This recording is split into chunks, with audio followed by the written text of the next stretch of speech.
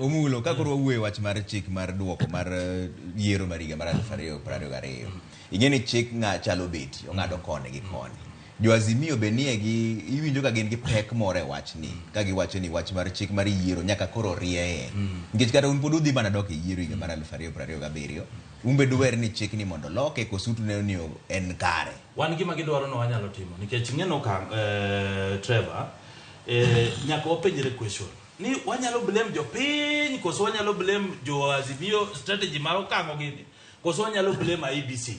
Okango gini nogolo kivuitu gichenjo ICK giduoga ya Isaka sana IEC gichenjo giduogo IEBC.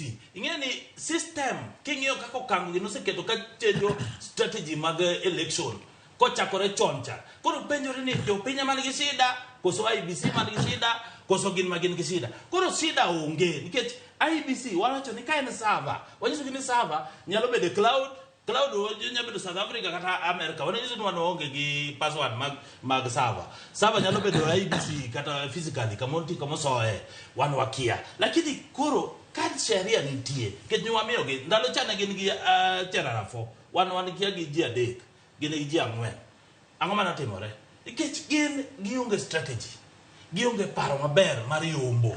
Koro nyine sani kata gikel mana ji ka gin go dhogi gidwa pinga sirkal ovyo ka gionge gigi ma gidwa pango maber sheria ma ginyalo kelo pod idhi yomgi kendo ka sani ka giwacho ni gisendos Kalonzo sani na iso gini onge achaya anatemo konyogi ndatemo konyogi to giwinji okango gwij wach gin ma gibangogi na nyiso gini ya kata sani gikaw mana okango ma gibed chairman mar IEBC to onge paro gi tactics gi aerial maber Mario Mokora sino ke na IEBC sino ke jopiny sino en gi jo Azimio gin magin gi sida iwinja chaya gi agoko ni ma gikelo ni mage sirikal agoko ga chaya gi thuon